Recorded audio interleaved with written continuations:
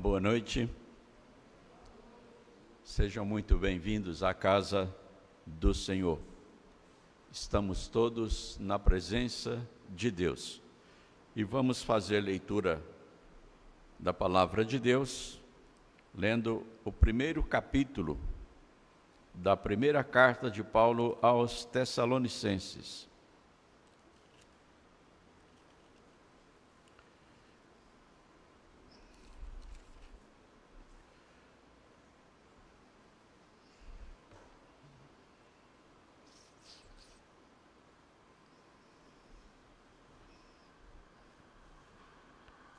Primeira carta aos Tessalonicenses, leitura do capítulo 1.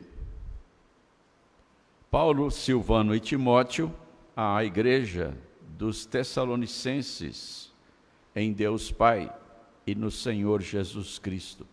Graça e paz a vós outros.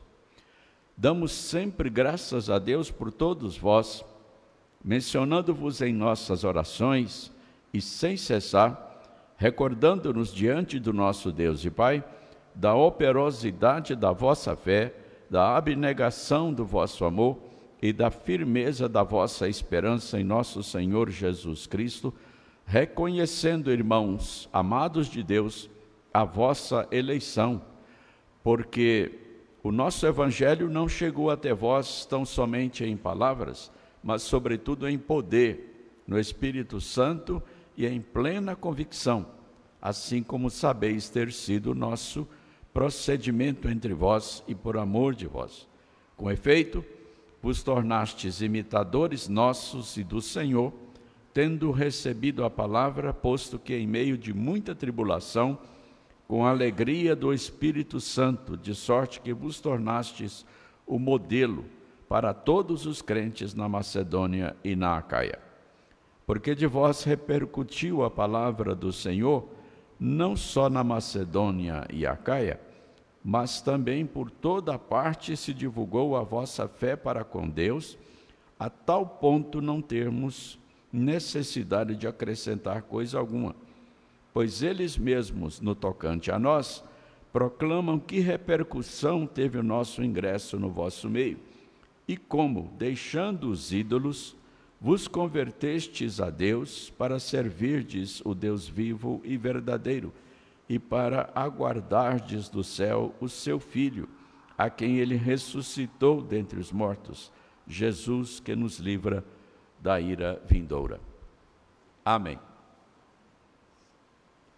Conforme os irmãos podem notar, o apóstolo Paulo ele está entusiasmado com as notícias a respeito da fé entre os tessalonicenses. E essa fé está gerando uma grande operosidade entre eles. Eles estão trabalhando com afinco para a difusão do Evangelho, de tal maneira que a fé dessa igreja se espalhou não apenas nas duas províncias da Grécia, Macedônia e Acaia, mas também por outras terras, porque a Macedônia e a Acaia, ou seja, a Grécia antiga, elas formavam uma região muito frequentada, era uma região estratégica por onde as pessoas do mundo inteiro passavam, especialmente na Acaia, que é onde está a cidade e porto de Corinto.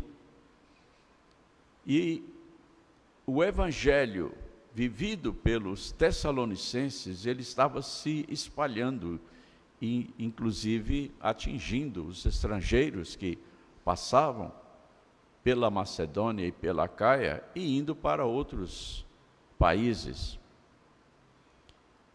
Essa dinâmica da vida cristã dos tessalonicenses era realmente formidável.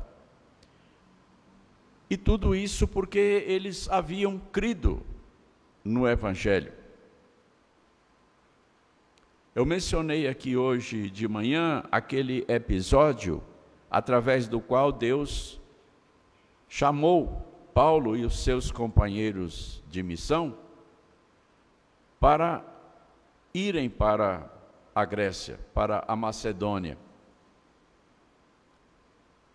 Tendo passado por Filipos e mais 2 cidades, Paulo e os seus companheiros, Timóteo e provavelmente Silas,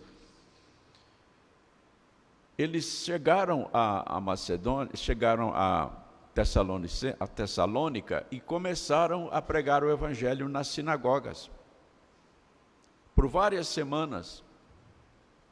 Mas com a perseguição que eles sofreram, eles deixaram então a sinagoga e passaram a pregar o evangelho quase que exclusivamente para os gentios. E o poder de Deus se manifestou na pregação da palavra de Deus e veio trazendo conversão para aquelas pessoas. Aí nós podemos notar então a presença da fé derramada pelo Espírito Santo no coração daquelas pessoas para que elas se convertessem, de tal maneira que elas tiveram poder para abandonar os seus ídolos, abandonar as suas tradições religiosas, de superstição e de paganismo. Aquelas pessoas tiveram poder para abandonar um tipo de paganismo que envolvia, inclusive, algo muito poderoso, muito forte, que era a participação sexual nos cultos, onde havia orgias depois da realização das cerimônias. Era algo que tinha poder para prender as pessoas, de tal maneira que só mesmo o poder de Deus poderia libertá-las. E foi essa fé que Deus concedeu aos Tessalonicenses. Então nós começamos pela manhã a falar dessa fé. Fé que é resultado da eleição, porque quando Deus chamou Paulo e seus companheiros para a Macedônia, isso foi feito para que o evangelho chegasse àqueles que foram eleitos por Deus para a salvação desde antes da fundação do mundo, desde a eternidade. Então, é uma fé que é resultado da eleição deles por Deus. É uma fé que produz arrependimento, um arrependimento tão real, tão verdadeiro, tão forte, que foi possível abandonar os ídolos e toda a idolatria. Foi uma fé que se traduziu em convicção. A convicção produzida pela fé é algo que produz no coração humano uma certeza que se apega a Deus de maneira indissolúvel. Uma certeza que vê as coisas que se esperam e que sabe que vão acontecer os fatos que não podem ser vistos, como a definição da carta aos Hebreus.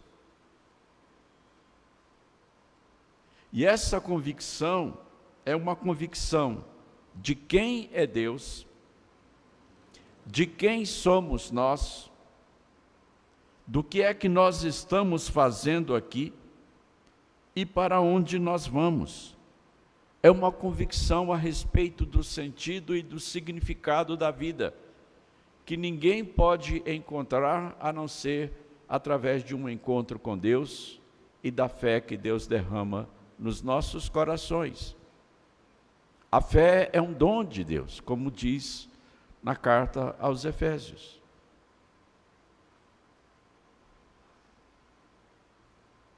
Essa fé, ela se manifesta em poder de Deus, e foi isso que aconteceu em Tessalônica. E Paulo, aqui, ele está afirmando isso, recordando isso, que a presença deles entre os tessalonicenses não foi somente em palavras, mas em demonstração de poder. Ali, o poder de Deus pôde ser visto de forma inconfundível, de forma inegável. Essa fé, ela é dada e sustentada pelo Espírito Santo. Não é uma crença religiosa.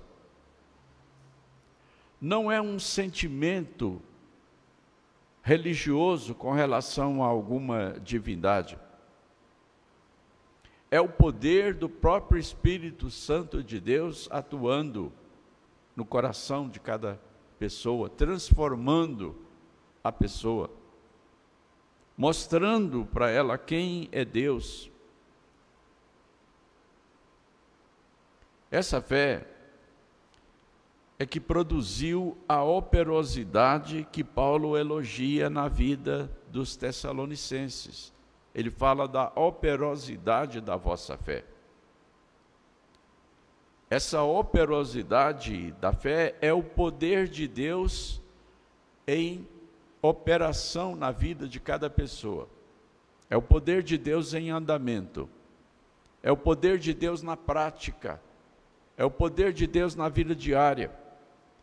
As pessoas vivendo a vida de Deus perante o mundo. É uma mudança que se podia ver. E as pessoas estavam maravilhadas, estavam admiradas com essa transformação, porque aquela região era uma região grega. Era uma região dominada por filosofia, de vários mestres, de vários filósofos. Era uma região dominada pela idolatria, por toda sorte de superstição. E agora, a fé que eles recebem de Deus produz, então, uma vida de poder e de frutificação. Eles estavam, de fato, debaixo do poder de Deus e vivendo segundo esse poder.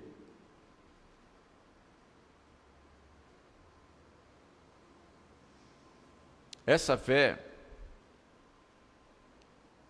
produzia a alegria que Paulo está falando aqui, alegria que movia essa comunidade, que abastecia essa comunidade de prazer em servir a Deus. Eles reconheceram o poder de Deus na vida deles. Eles reconheceram quem era Deus, reconheceram que estavam sendo salvos por Deus. E isso trouxe uma alegria que motivava a vida deles, as ações deles. Eles queriam agradar a Deus, viver para Deus. E essa é uma alegria que não pode ser tirada. É a alegria da presença do Espírito Santo de Deus no coração. Mas essa fé também produzia esse amor abnegado que o apóstolo está citando aqui. Ele está elogiando a abnegação do amor deles. E aqui então nós estamos retomando a parte que ficou faltando expor no culto matutino, quando nós suspendemos a pregação para o funcionamento da escola dominical. Amor. O que é o amor? Essa palavra tem sido motivo de muita discussão, de muito debate, de muitos estudos. Ela tem sido discutida pelos filósofos. Ela tem sido discutida pelos psicólogos e psiquiatras.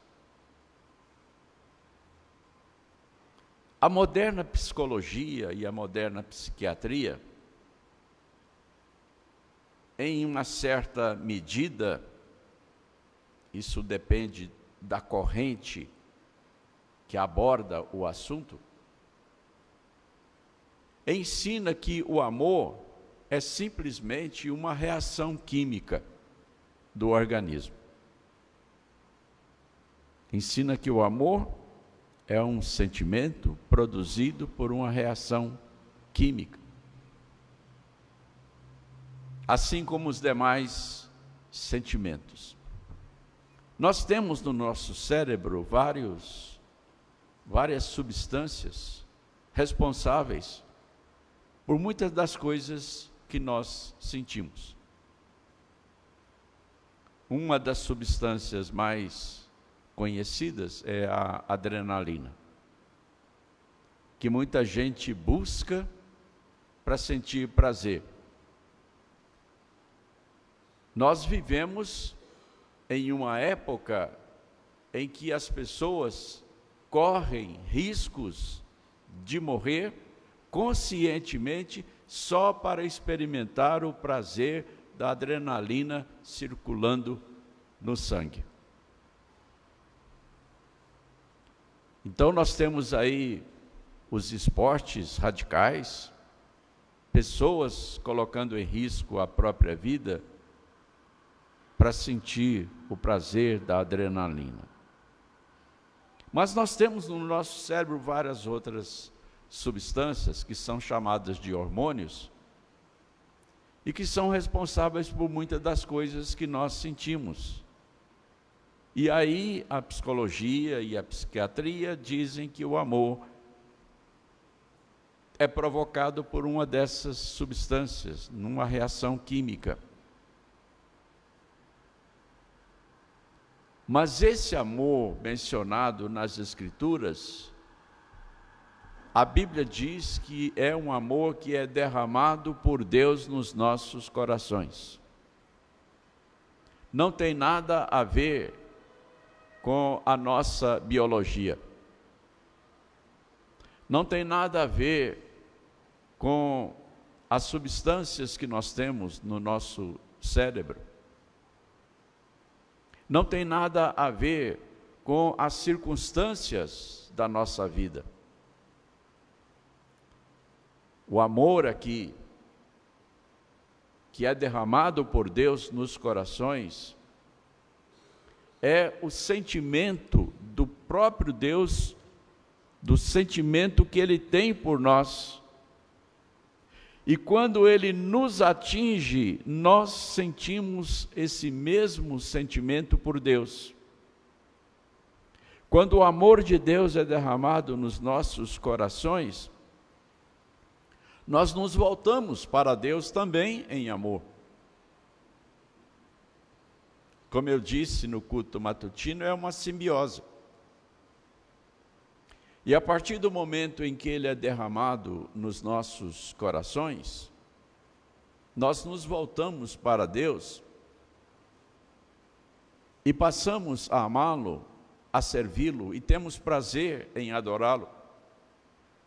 Temos prazer em viver na presença de Deus, em viver em comunhão com Ele, e nós falamos com Ele com base nesse amor. Nós amamos a Deus, e nós amamos a Deus porque Ele nos amou primeiro. Está escrito na palavra de Deus. E quem não tem esse amor, o apóstolo João diz que não é filho de Deus. Não é um amor que nós podemos fabricar em nós. não é um amor que começou devido a alguma circunstância, seja uma tragédia, seja um desastre, seja uma perda.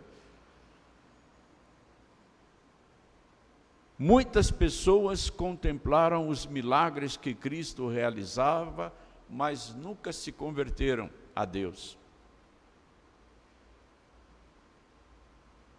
Muitas pessoas nos tempos de Jesus eram extremamente religiosas, mas também não chegaram a amar a Deus.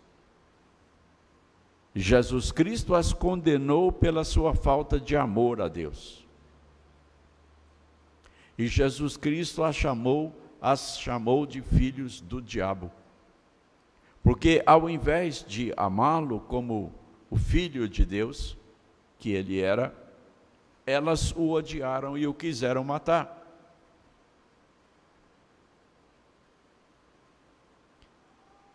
Só aqueles que foram eleitos por Deus na eternidade recebem esse amor, que faz com que nós amemos verdadeiramente a Deus e uns aos outros. E esse amor verdadeiro, ele não é meramente um sentimento, embora ele provoque sentimentos. Ele não é meramente uma emoção, embora ele seja emocionante. Mas ele é uma nova relação com Deus, ele é uma realidade. É Deus habitando em nós com o seu amor e nós recebendo esse amor de Deus. Isso vem da fé. Então, a fé era responsável tanto pela operosidade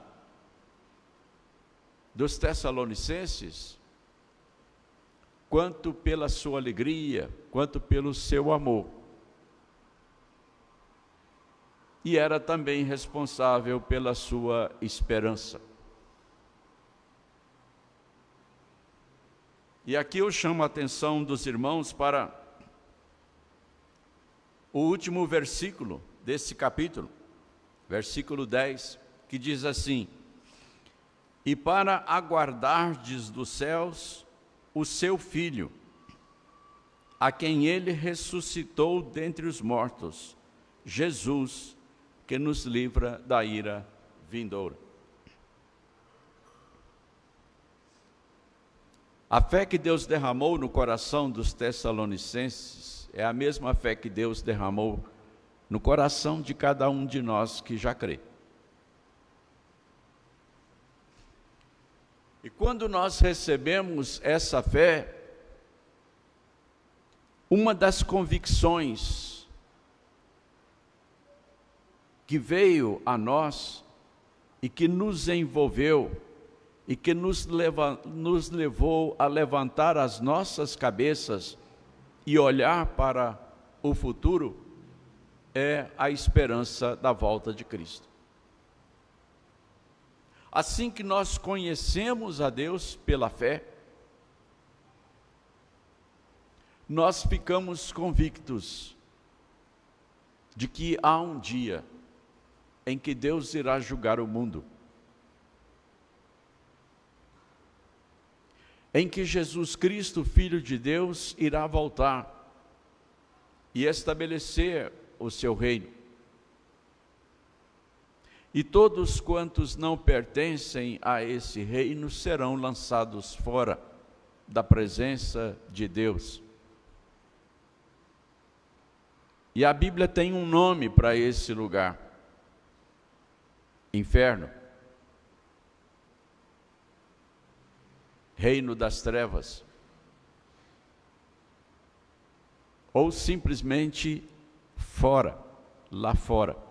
Fora ficarão os cães, os feiticeiros, os mentirosos e etc. Jesus Cristo falou que lá fora haverá choro e ranger de dentes. Essas expressões, elas simbolizam, elas são uma metáfora da agonia, da angústia, do sofrimento eterno que irão sofrer aqueles que não receberam pela fé a graça de Deus. E aqui o apóstolo Paulo começa a falar para os tessalonicenses a respeito da volta de Cristo. E nas duas cartas ele aborda esse assunto. Nós vamos verificar isso na exposição dessas duas cartas. Tanto na primeira quanto na segunda carta, Paulo vai falar com eles a respeito da volta de Cristo. Portanto, são duas cartas escatológicas.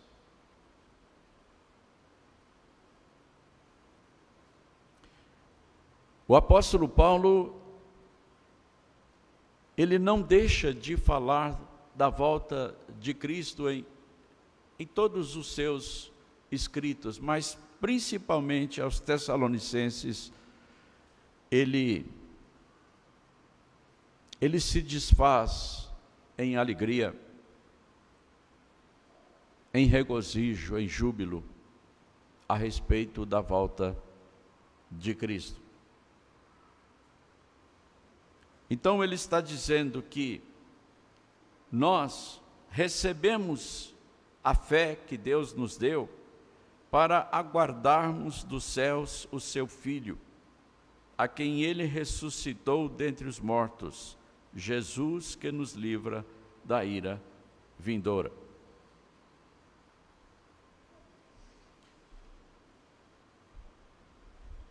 Jesus Cristo, ele virá dos céus. Quando ele voltou para o Pai, quando ele subiu para os céus diante dos olhos dos seus discípulos, a Bíblia diz que ele foi sendo elevado às alturas, até ser encoberto pelas nuvens. E então, enquanto eles estavam olhando para cima, eles foram alertados e avisados por anjos que, da forma como eles viram Jesus subir, ele voltaria. E no início do livro de Apocalipse, nós ficamos sabendo que quando Jesus Cristo voltar, ele vai voltar entre nuvens. As nuvens, elas representam a glória de Deus.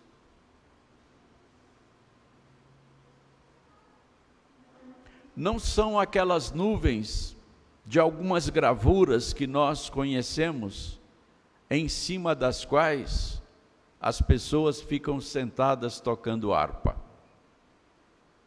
Isso não é a realidade do céu. Mas as nuvens, na palavra de Deus, elas simbolizam a glória de Deus. No Antigo Testamento, toda vez que a glória de Deus enchia tanto o santuário no deserto, quanto o templo depois construído,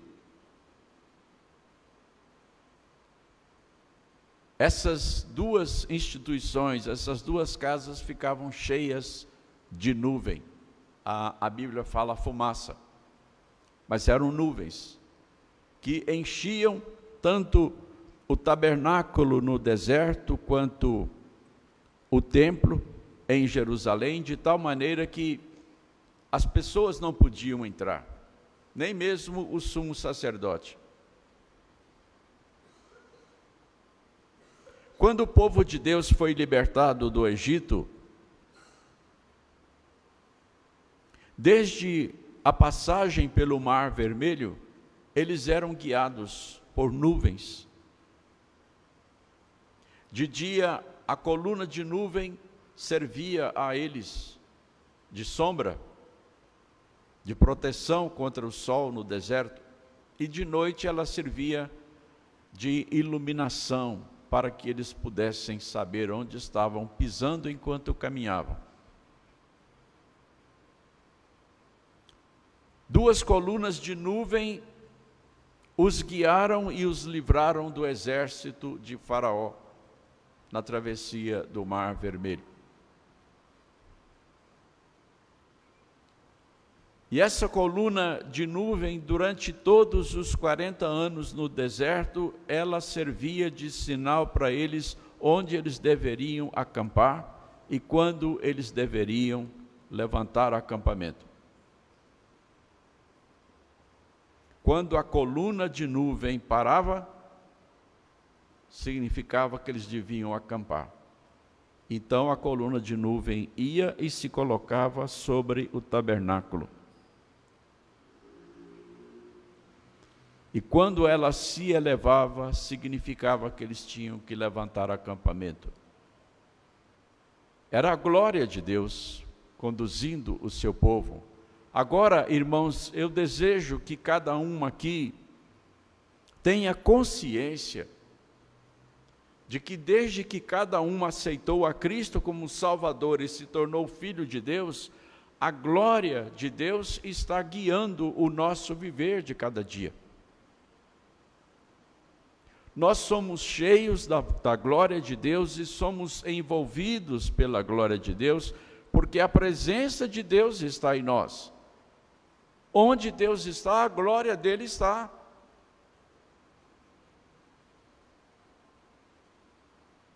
E Jesus Cristo disse que o Espírito Santo viria para morar em nós, trazendo a existência em nós do Pai, do Filho e do Espírito Santo. A Bíblia nos ensina que Deus está em nós, no coração de todo aquele que recebeu a Cristo Jesus como Salvador. E essa glória, ela se manifesta através de nós. E quando Jesus Cristo voltar, ele virá na sua glória, que nós já possuímos.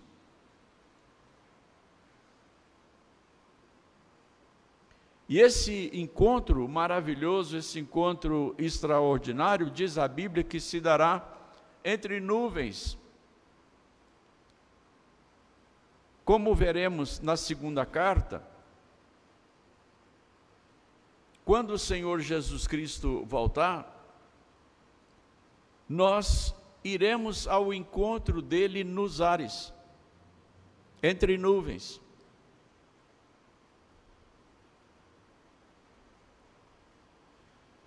Esse arrebatamento, que é o único que vai acontecer, será no dia da volta do Senhor Jesus Cristo.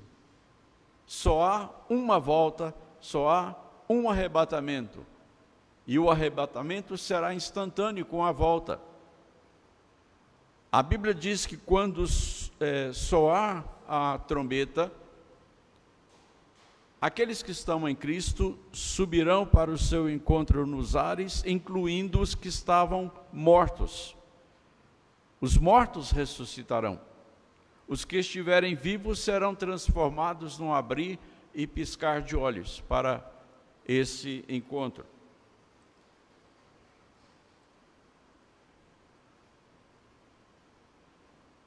E assim, diz a Bíblia, estaremos para sempre com Jesus.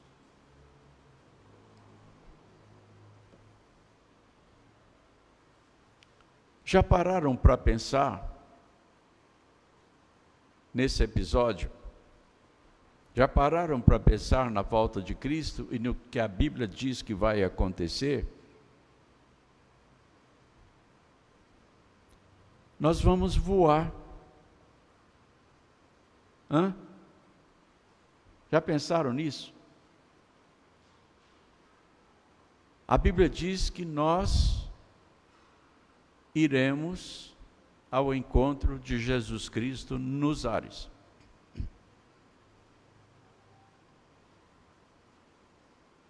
Entre nuvens. Por enquanto, voar é só para super-herói dos filmes, das séries. Mas a Bíblia diz que Jesus Cristo vai nos dar um corpo que terá condições de voar, assim como o dele voou. Sabem aqueles filmes do super-homem, que ele vai sendo elevado e vai subindo? É daquele jeito. Foi assim que Jesus subiu. A maneira como a Bíblia narra a ascensão de Jesus é exatamente assim.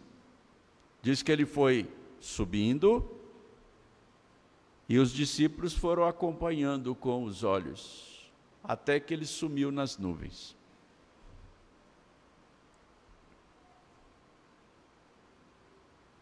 E a Bíblia diz que nós seremos arrebatados ao encontro de Jesus Cristo nos ares, com um novo corpo, o corpo glorioso, o corpo glorificado, que é consistente, que é físico, mas que também é espiritual, ou seja, ele vai ter poderes especiais que o Espírito Santo concede.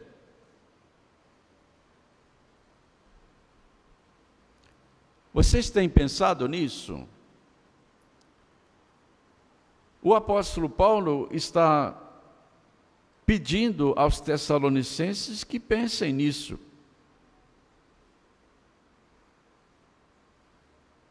Ele está dizendo: para aguardardes do céu o seu Filho,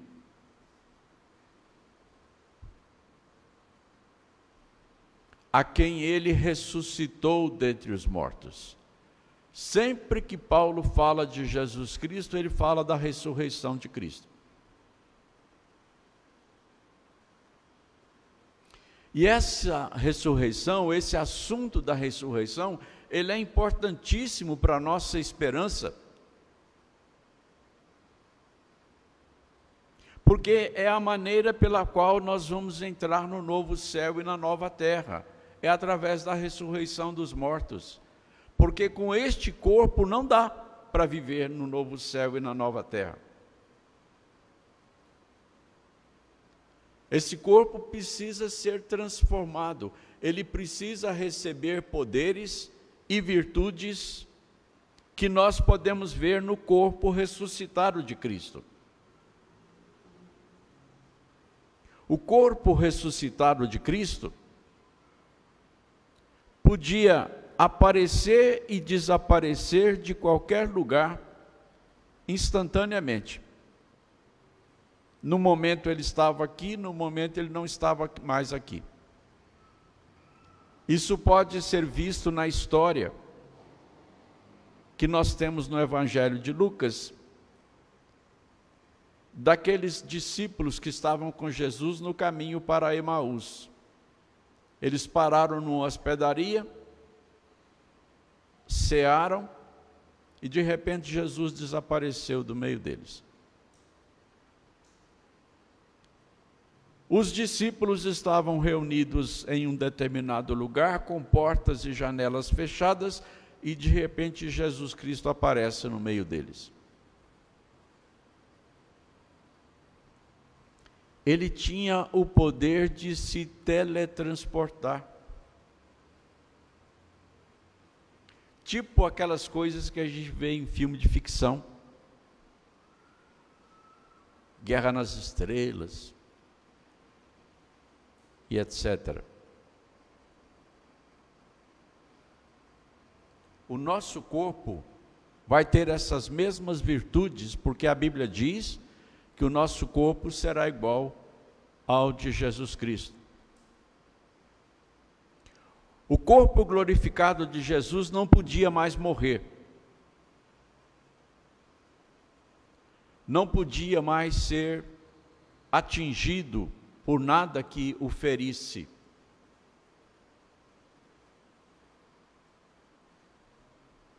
O corpo de Jesus Cristo não podia mais envelhecer nem adoecer. Já pensaram nisso? É o nosso corpo. Quando nós estamos conscientes de que estamos vivendo aqui, aguardando Jesus Cristo se manifestar do céu, nós precisamos pensar nessas coisas para a nossa alegria, para a nossa consolação. Aqui nós sofremos dores, lá não vamos mais sofrer dores. Aqui nós envelhecemos, lá não. Aqui nós adoecemos, nós estamos sujeitos às pandemias, endemias, epidemias, lá não. Aqui nós choramos, lá nunca mais haverá lágrimas. Nós precisamos pensar nisso, porque é verdade, e essas coisas nos consolam. Nós estamos aguardando dos céus a bendita manifestação do Filho de Deus, o Senhor Jesus Cristo, e todas essas coisas irão acontecer. Dá uma olhada aí, volta um pouco as páginas da sua Bíblia, em Filipenses capítulo 3, poucas folhas, 5 folhas na minha Bíblia aqui. Filipenses capítulo 3.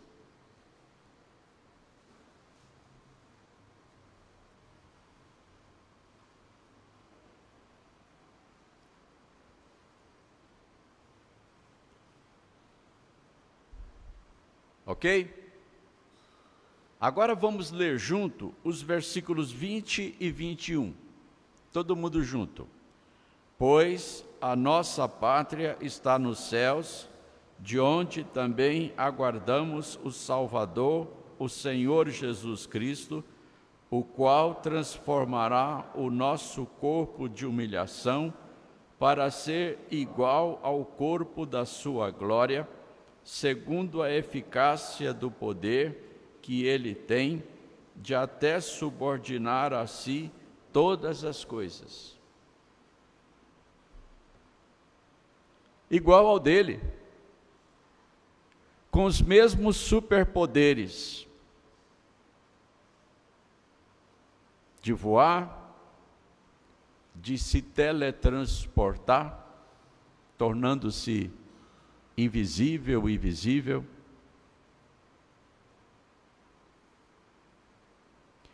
de não envelhecer,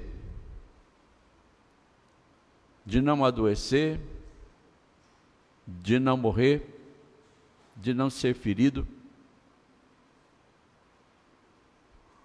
Vocês já pensaram nas possibilidades de tudo isso?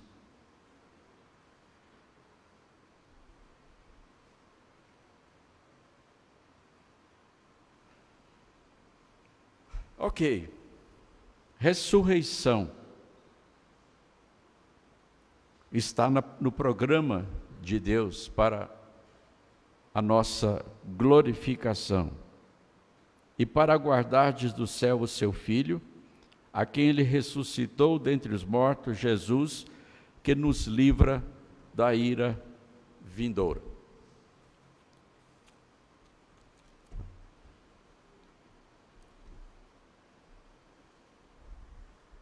A Bíblia diz, lá no Evangelho de João, que aqueles que creem em Cristo não entram em juízo, mas passaram da morte para a vida. Não entram no julgamento final, no juízo final. Quando Jesus Cristo voltar, ele vai estabelecer um tribunal. Está lá em Apocalipse capítulo 20, ele vai estabelecer um tribunal para julgar todas as pessoas. E lá diz que todos serão julgados um por um, de acordo com tudo o que eles fizeram ou deixaram de fazer. Mas os filhos de Deus, aqueles que receberam a Cristo como Salvador, não serão mais julgados pelos seus pecados, porque os seus pecados foram remidos, foram pagos, foram purificados pelo sacrifício de Cristo em quem eles creram. Então não entram em juízo. Já deixaram a morte para trás, já estão na vida. Serão glorificados. Irão viver no novo céu e na nova terra. É por isso que diz aqui que Jesus Cristo nos livrou da ira vindoura. Porque a ira de Deus, ela permanece sobre cada pessoa que não tem a Cristo, para condenação. E quando esse julgamento final, esse juízo final for realizado, todos que não têm o Espírito Santo de Deus serão condenados ao inferno de fogo, por toda a eternidade. Ou seja, sofrerão a ira de Deus que permanece sobre o pecado. Jesus Cristo, ele sofreu essa ira de Deus na cruz, para salvar todos os que creem nele. A única maneira de uma pessoa evitar a condenação eterna é aceitar a Cristo como Salvador.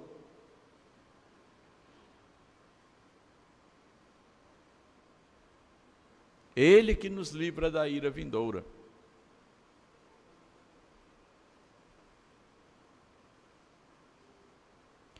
Então, nessa oportunidade, nesta noite, deste dia 9 de outubro, se alguém ainda não recebeu a Cristo como Salvador, se ainda não tem certeza da sua salvação, esta é uma oportunidade para isto.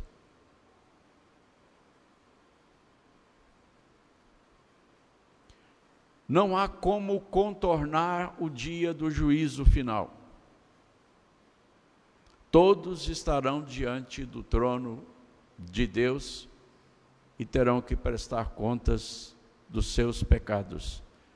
Inclusive, como disse Jesus nos evangelhos, as pessoas irão prestar contas até mesmo de cada palavra frívola que saiu da boca. De cada palavrão. Todo pecado será julgado e condenado. Mas aqueles que tiverem a Cristo como Salvador não entrarão em juízo, porque já passaram da morte para a vida. E hoje é uma oportunidade para receber a Cristo como Salvador. Não precisa apelo, não vou chamar ninguém à frente, não vou pedir ninguém para levantar a mão, para ficar de pé e etc. A Bíblia diz que se alguém no seu coração crê que Deus existe e que Ele ressuscitou a Jesus Cristo dentre os mortos, será salvo. Só que essa crença aí, ela precisa ser verdadeira, ela precisa transformar o coração de tal maneira que a pessoa passe a ter a Deus como Senhor, a obedecer a palavra de Deus, a mudar de vida, a se arrepender dos seus pecados e a viver a nova vida de Deus.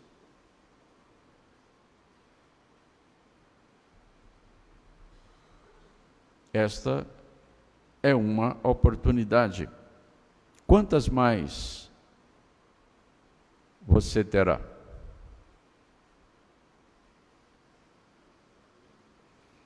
Que Deus nos abençoe e faça frutificar no nosso coração a sua palavra, para a glória de Deus e para a nossa alegria.